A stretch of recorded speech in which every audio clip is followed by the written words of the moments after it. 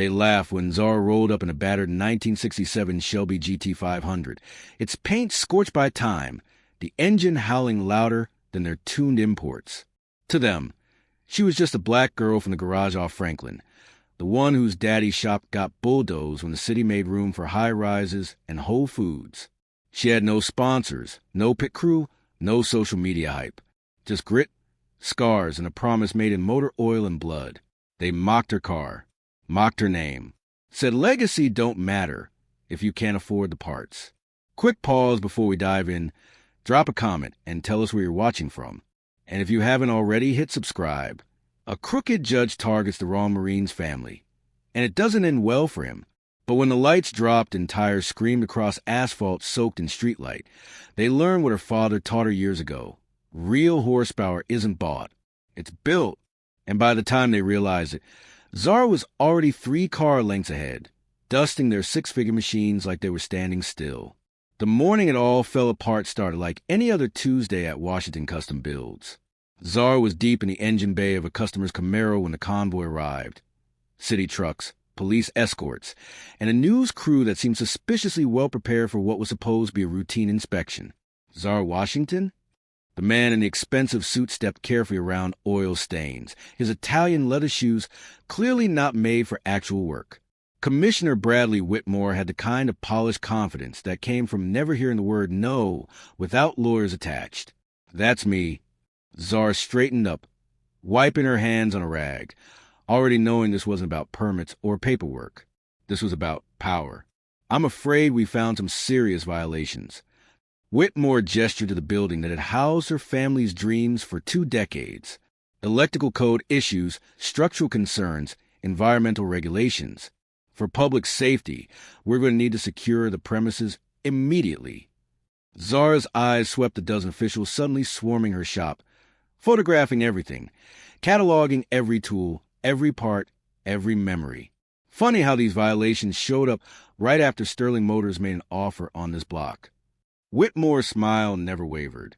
I'm sure I don't know what you mean. This is purely regulatory.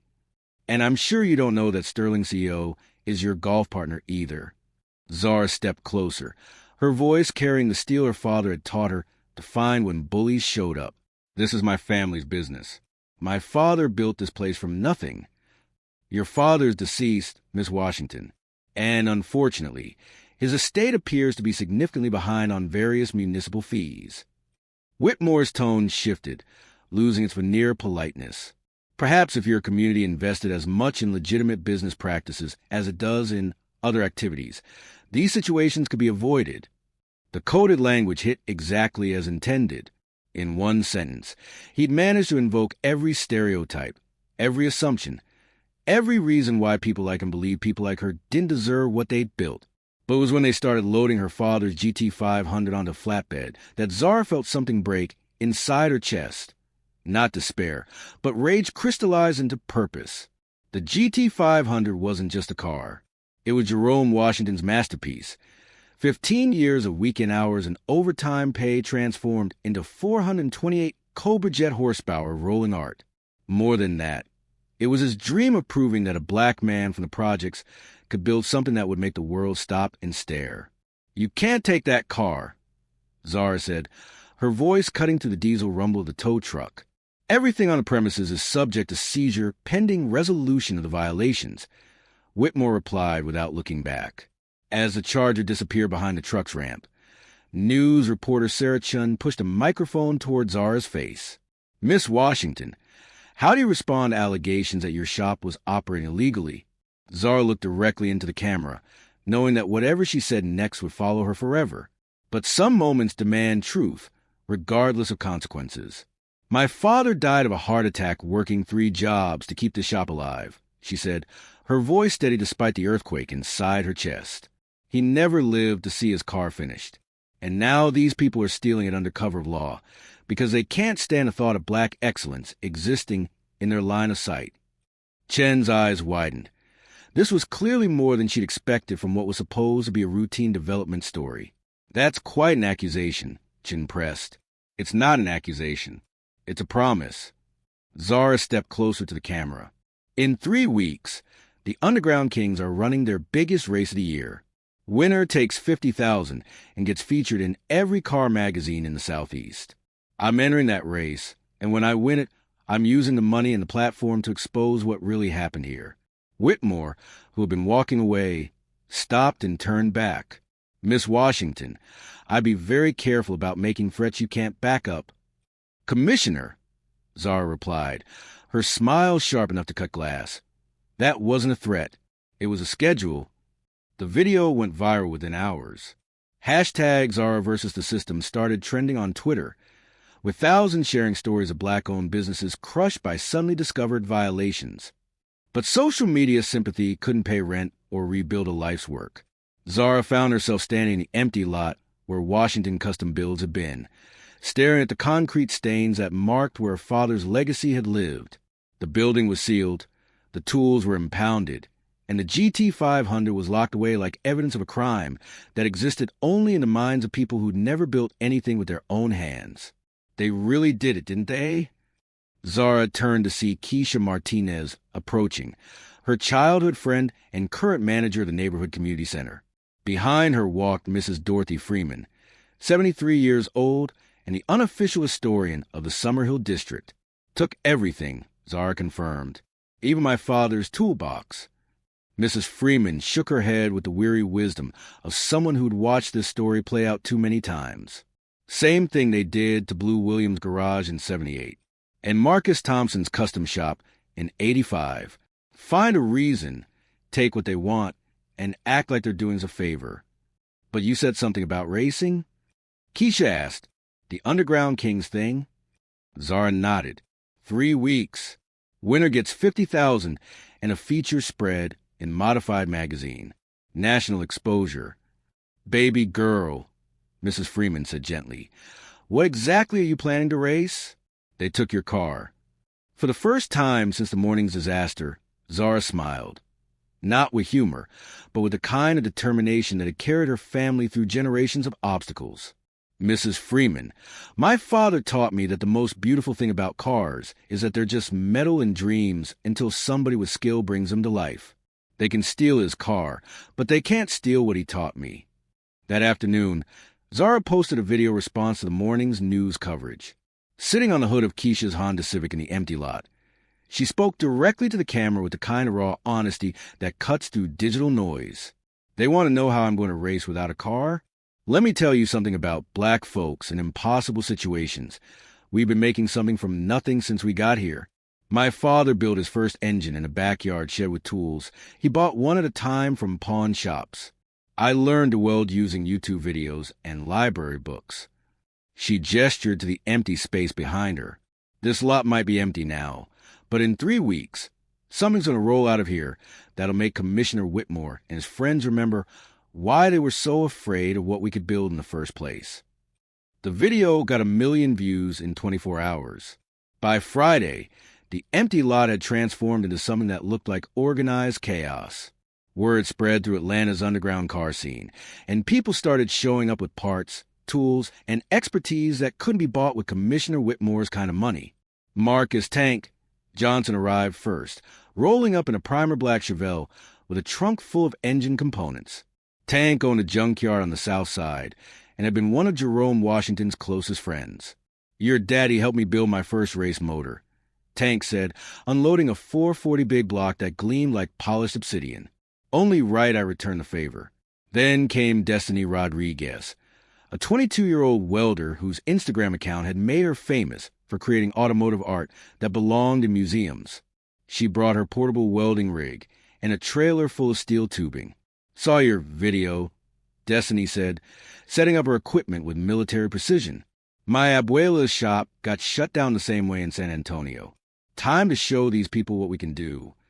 By Saturday morning, the lot looked like a pop-up automotive factory. Local high school kids skipped classes to help. Elderly mechanics who'd been forced into retirement brought decades of knowledge. And car enthusiasts drove from as far as Birmingham and Charlotte to contribute parts or labor. The project needed a foundation, and Tank delivered. A 1967 Shelby GT350 that had been rear-ended and written off by insurance, but whose front half was perfect for what they were building. Insurance companies sold it to me for scrap price, Tank explained as they unloaded the car. For 28 Cobra jets still sound. Transmission's good. Just need someone with vision to see past the damage. What they were building wasn't just a race car. It was a statement.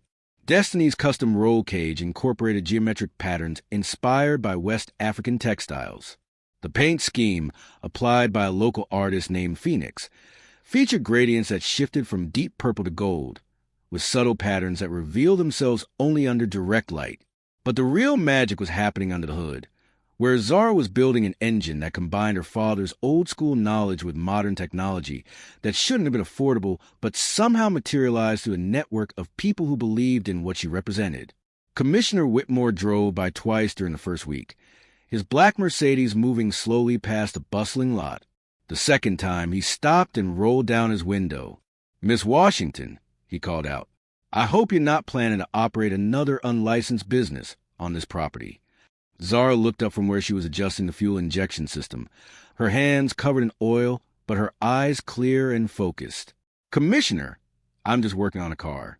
Last I checked, that wasn't legal yet. The zoning for this lot doesn't permit commercial automotive activity. Good thing this isn't commercial."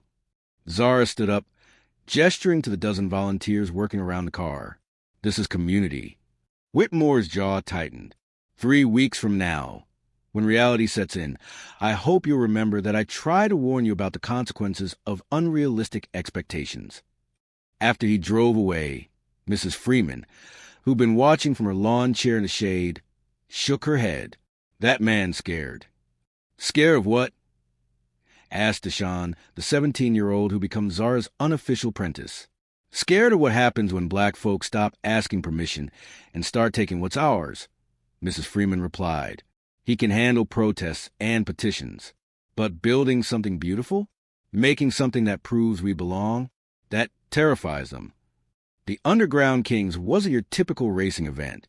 Founded 15 years earlier by a collective of car enthusiasts tired of being excluded from mainstream motorsports, it had evolved into something between a race, a car show, and a cultural celebration.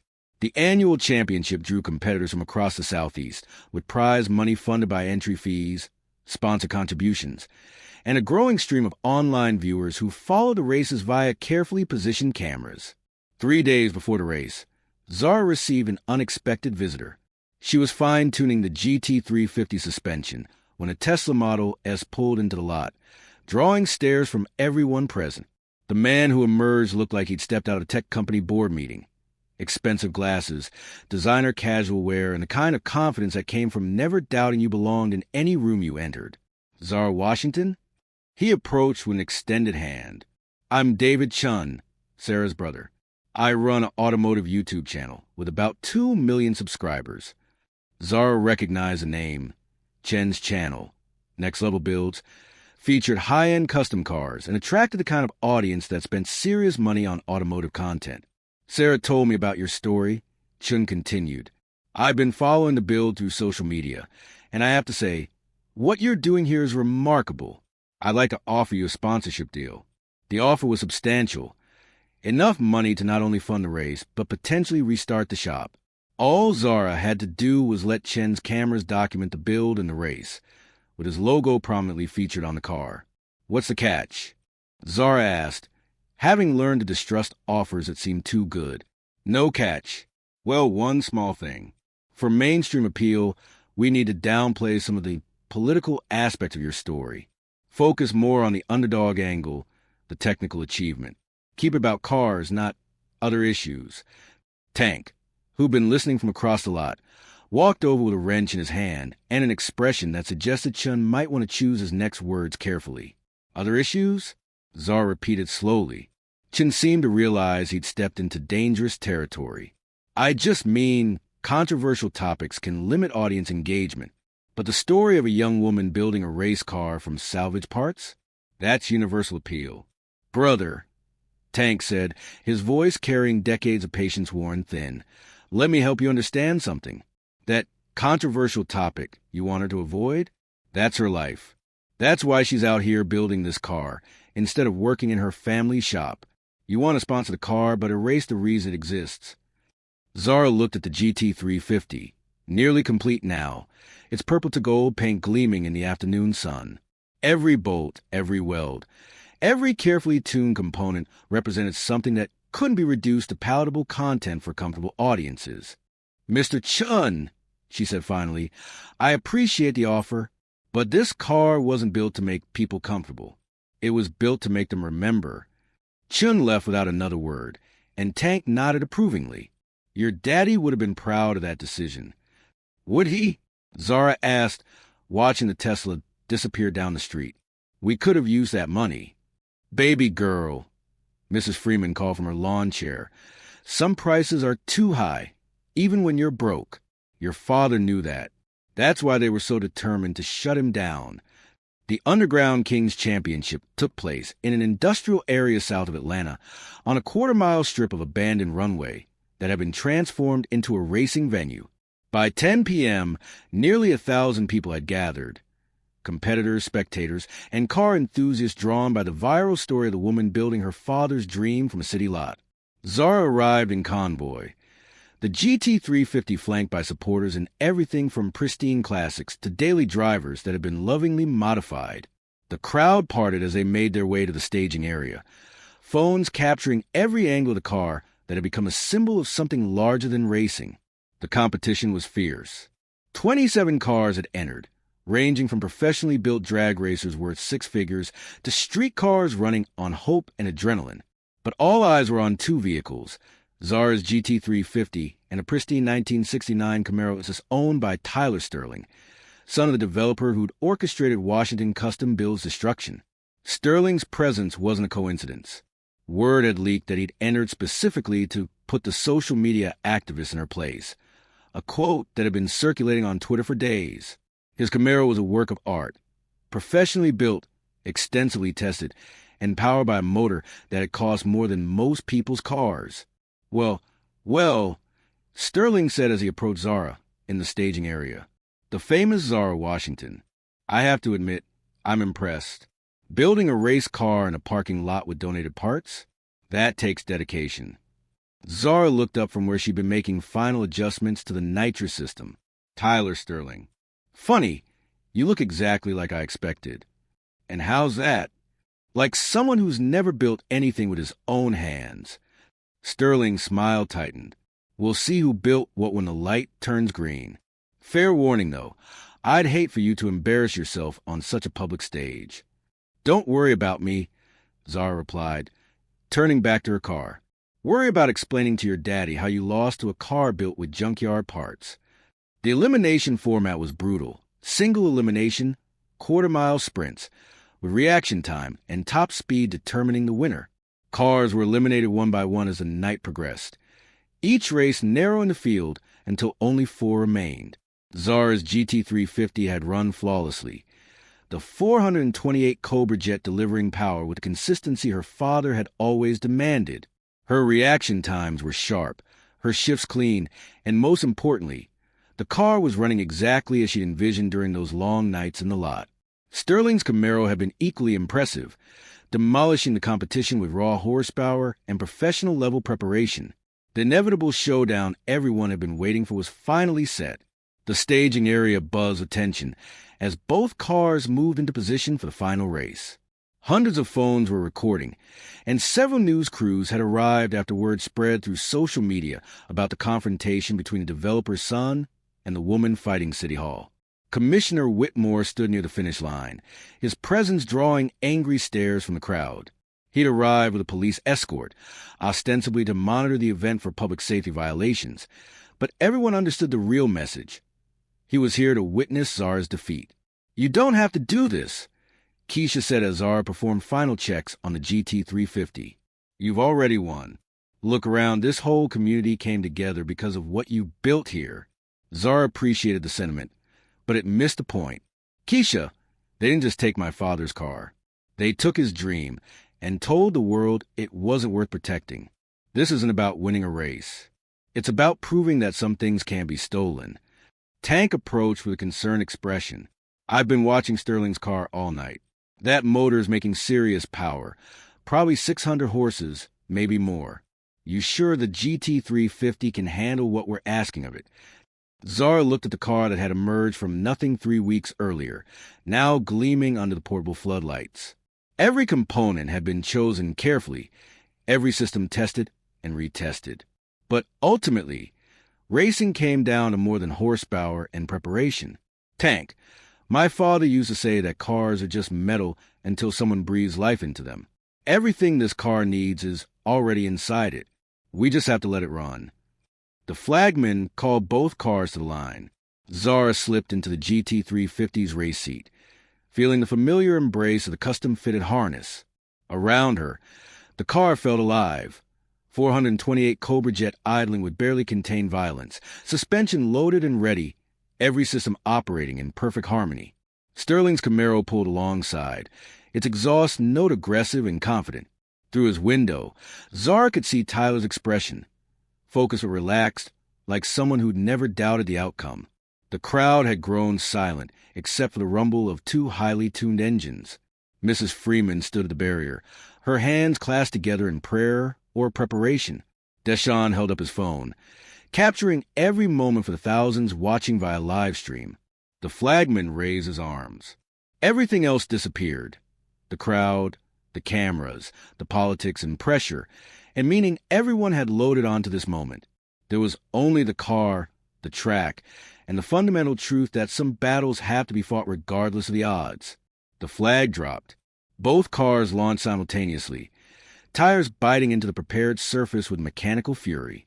Sterling's Camaro pulled slightly ahead in the first 100 feet, its professional tuning and superior horsepower providing an early advantage. But the GT350 had been built for this moment. Every hour spent adjusting gear ratios, every late night fine-tuning the suspension, every decision prioritized balance over brute force suddenly revealed its purpose. The car didn't just accelerate. It came alive, finding traction where Sterling's more powerful machine was spinning its wheels. By the halfway point, they were dead even. Two cars pushing the absolute limits of their designs while traveling at speeds that turned mistakes into disasters. The crowd was screaming now, the sound barely audible over the roar of engines pushed beyond their original intentions. Sterling tried to pull away in the final 100 feet, his Camaro's superior horsepower finally beginning to tell. But in that moment, Zara found something extra, not in the car but in herself. She shifted into fifth gear with a precision that would have made her father proud. The GT350 responded like it had been waiting its entire mechanical life for this exact moment. They crossed the finish line in a cloud of tire smoke and burnt racing fuel, so close that even the electronic timing equipment needed a moment to determine the winner. The result flashed on the scoreboard. Zara Washington, winner by 0.003 of a second. The celebration that erupted from the crowd was unlike anything the Underground Kings had ever witnessed. But for Zara, climbing out of the GT350 with her father's dream finally realized, the victory felt both monumental and inevitable, as if the universe had simply corrected an error that had been lingering too long. Sterling approached, his expression a mixture of disappointment and genuine respect. That was the best race I've ever been part of, he admitted, extending his hand. Your car, there's something special about it. It's not the car, Zara replied, accepting the handshake. It's what it represents. Commissioner Whitmore pushed through the crowd, his earlier confidence replaced by the trapped expression of someone who'd miscalculated badly. The crowd parted for him, but not with deference, with the kind of attention predators receive from prey that's discovered at his teeth. Congratulations, Miss Washington, he said with forced politeness. Quite a performance. Zara accepted the winner's check, $50,000 and a feature story that will be seen by millions of car enthusiasts nationwide. But more importantly, she now had a platform that reached far beyond Atlanta's underground racing scene. Commissioner, she said, her voice carrying clearly through the suddenly quiet crowd, I have an announcement to make. Whitmore's face went pale. This prize money, combined with donations from the community, gives me enough to sue the city for unlawful seizure of property. But more than that, she gestured to the dozens of phones recording every word. Everyone here tonight witnessed something your office said was impossible. A black woman building a world-class race car in a vacant lot with donated parts and volunteer labor. The crowd erupted in cheers, but Zara continued. Tomorrow morning, I'm filing paperwork to reclaim Washington Custom Builds. And next month, we're opening the Jerome Washington Youth Automotive Academy on that lot, a place where kids from this community can learn that they have the right to build their dreams, regardless of who tells them otherwise. 3 months later, Washington Custom Builds reopened in a restored building that now houses both the original shop and the Youth Academy. The GT350 sat in the lobby, its victory at the Underground Kings Championship, preserved in photos and trophies that lined the walls. Commissioner Whitmore had resigned after an investigation revealed a pattern of selective enforcement against minority-owned businesses. Sterling Motors had quietly dropped their development plans for the Summerhill District. But the real victory wasn't in the headlines or the legal settlements. It was in the sound of young voices in the shop every afternoon, learning to weld and tune engines while understanding that their dreams were just as valid as anyone else's. Deshaun, now 18 and headed to automotive engineering school on a scholarship funded by the Academy, often worked late alongside Zara. "Miss Zara," he asked one evening while rebuilding a transmission, "you think your father would be proud of all this?" Zara looked around the shop, at the tools that had been returned, the cars in various stages of restoration, the photos of Academy graduates who'd gone on to careers in automotive design and racing. But mostly, she looked at the young people who now knew that their hands could build anything their minds could imagine. "I think," she said, "he'd tell us to get back to work. We're just getting started." Outside, the GT350 waited in the parking lot, no longer a symbol of what was stolen, but a reminder of what couldn't be taken. The determination to build something beautiful in a world that insists you don't belong. The race was won. The real work was just beginning.